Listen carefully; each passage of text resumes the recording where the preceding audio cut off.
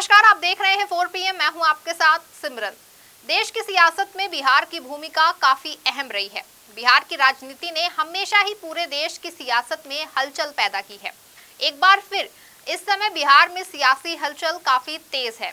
इस समय पूरे देश की नजरें बिहार की राजनीति पर ही टिकी हैं, लेकिन पिछले कुछ वक्त से हालात हो गए हैं कि बिहार की राजनीति के केंद्र में हमेशा बिहार के सीएम नीतीश कुमार ही रहते हैं। अगर यूं कहें कि बिहार की राजनीति नीतीश कुमार से शुरू और नीतीश कुमार पर ही खत्म हो जाती है, तो भी कोई अतिशयोक्ति नहीं है। हाल ही में कुछ ऐसा ही देखने को मिला।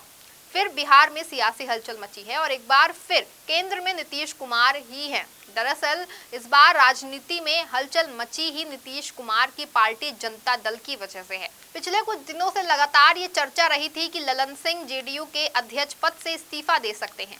साथ ही चर्चाएं इस बात को लेकर भी हो रही थी कि जेडीयू में टूट भी हो सकती है। हालांकि ललन सिंह समेत पूरी जेडीयू ने ये कहती रही कि जेडीयू एक है और एक ही रहेगी। लेकिन ललन सिंह के इस्तीफे को लेकर जो चर्चाएं पिछले कई दिनों से चल रही थी, वो सही साबित हुई और ललन सिंह ने अंततः जेडीयू के अध्यक्ष पद से इस्तीफा दे दिया। उनके इस्तीफे के बाद नीतीश कुमार एक बार फिर से जेडीयू के अध्यक्ष बन गए हैं और एक बार फिर नीतीश कुमार के हाथ में जेडीयू का तीर कमान आ गया है।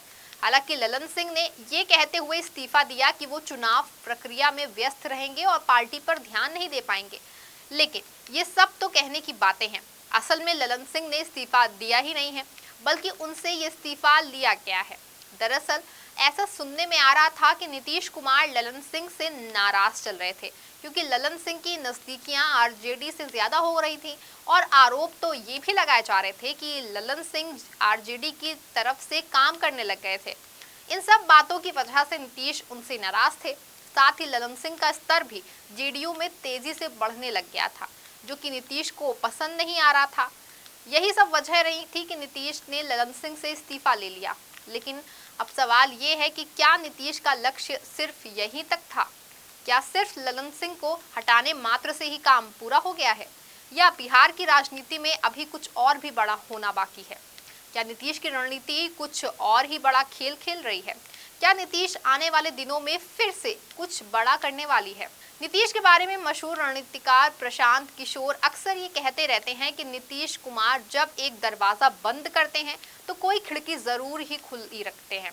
ऐसे में अब सवाल ये उठ रहा है कि जब नीतीश कुमार ने ललन सिंह को अध्यक्ष पद से हटाकर किनारे कर दिया है, तो क्या उनका काम पूरा हो गया है, या फिर अब जेडीयू की कमान अपने हाथ में लेने के बाद नीतीश कुमार कुछ और भी बड़ा करने वाले हैं? क्योंकि ऐसा माना जाता है कि ललन सिंह हमेशा से एनडीए के साथ जाने के खिलाफ रहे हैं और यही वजह है कि अब जब एक बार फिर नीतीश कुमार के एनडीए में जाने के कयास लगाए जा रहे हैं, तो ललन सिंह इसमें नीतीश के लिए एक बड़ा रोड़ा बन रहे थे।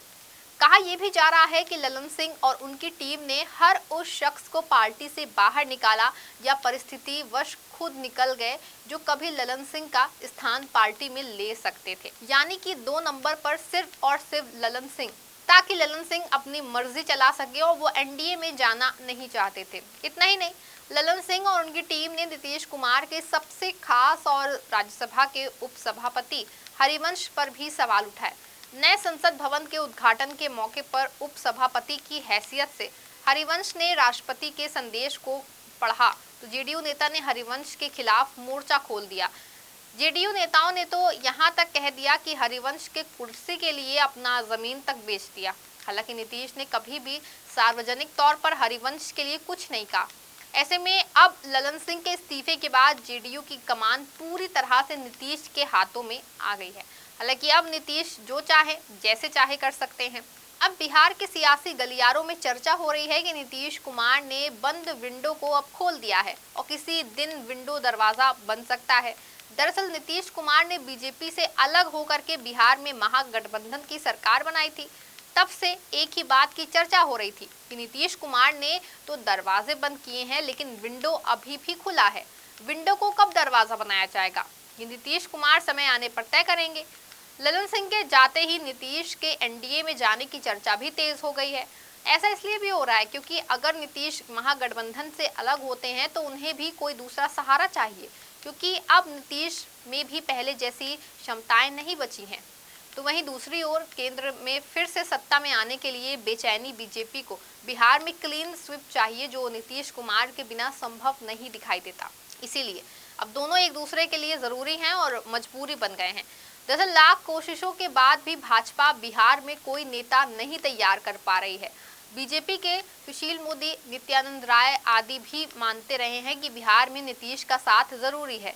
वहीं भाजपा को 2024 को लेकर वैसे भी चिंता सता रही है।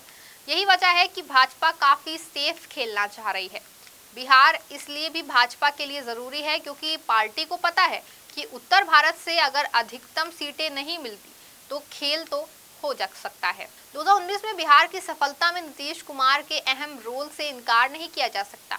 वहीं बिहार के जातीय समीकरण की दृष्टि से भी नीतीश भाजपा के लिए काफी जरूरी हैं। पिछड़ों में राजनीतिक जागरूकता के लिहाज से बिहार सबसे आगे रहा है। दूसरे यहाँ लालू की आरजेडी, नीतीश की जेडीयू का अपना अपना जातिगत वोट बैंक है। इसके साथ ही कांग्रेस भी यहाँ उत्तर प्रदेश के मुकाबले ठीक ठाक पोजीशन में है। यही कारण है कि बीजेपी को यहाँ पूर्ण बहुमत वाली राजनीति के लिए एक बड़े भाई की जरूरत हमेशा से रहती है। उत्तर बिहार में लोकसभा की कुल 12 सीटें हैं। अगर यहाँ पर जेडीयू के बिना भाजपा चुनाव लड़े तो उसे कम नुकसान हो सकता है, लेकिन सीमांचल और पूर्वी बिहार रीजन के चुनावी मुकाबले में एनडीए पर महागठबंधन भारी पड़ेगा। यहाँ पर एनडीए को 2019 जैसे परिणाम नहीं आने वाले। सीमांचल में कुल 7 लोकसभा सीटें हैं, वहीं मगध के इलाके में मामला 50-50 का है। यहाँ 7 लोकसभा सीटें हैं। यहाँ पर एनडीए का भी जोर है और महागठबंधन का भी, जबकि भोजपुर इलाके में 5 लोकसभा सीटें आती हैं। यहाँ पर महागठबंधन मजबूत है। इस तरह कुल 19 सीटों पर एनडीए की स्थिति डामाडोल है। बीजेपी के लिए नीतीश कुमार के साथ आए दिन बिना इन सीटों को जीतना मुश्किल हो सकता है।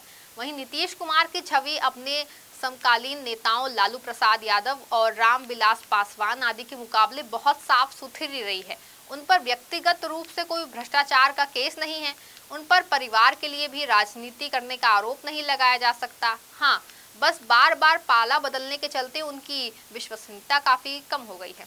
लेकिन नीतीश का रसूख बिहार में बना हुआ है, इसीलिए उन पर दाव लगाने के लिए हमेशा तैयार रहा जाता है। अब ललन सिंह के इस्तीफे के बाद एक बार फिर से ऐसा लग रहा है कि नीतीश एनडीए का हिस्सा बन सकते हैं।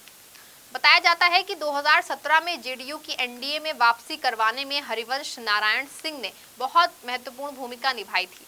नीतीश कुमार जब एनडीए से अलग होकर महागठबंधन के साथ भी गए तो ना बीजेपी ने राज्यसभा के उपसभापति पद से हरिवंश को हटाने की कोशिश की, ना ही नीतीश कुमार ने कभी पहल की। समझा जा सकता है कि नीतीश कुमार एनडीए से बाहर रहकर भी कौन सा सियासी खेल खेल रहे थे। इसीलिए प्रशांत किशोर जिस खुली खिड़की की बात कर रहे हैं, संभवतः वो हरिवंश नारायण सिंह ही हो सकते हैं। इसीलिए संभव है कि अब नीतीश एक बार फिर उस खिड़की को दरवाजा बनाने के प्रयास में लग गए हैं, क्योंकि नीतीश कब क्या कर दें कोई समझ ही नहीं पाता है। यही कारण है कि नीतीश कुमार 20 साल से बिहार की राजनीति के अबूझ पहेली बने हुए हैं। लालू नीतीश हो या बीजेपी के दिग्गज रणनीतिकार, आज तक नीतीश का तोड़ नहीं निकाल पाए हैं। फिलहाल अब देखना यह है कि क्या नीतीश ने वाकई में खिड़की को दरवाजा बनाने का सोच लिया है। क्या आने वाले दिनों में बिहार में फिर से कुछ बड़ा होने वाला है? क्या ललन सिंह का इस्तीफा सिर्फ एक झांकी है? असली पिक्चर अभी बाकी है। ये सब आने वाले दिनों में ही पता चल पाएगा। फिलहाल तो बिहार की सियासत और नीतीश की अगली चाल पर सबकी निगाहें टिकी हुई हैं। इस खबर में आपके लिए बस इतना ही। तब तक के लिए आप देखते रहें 4 PM। धन्यवाद।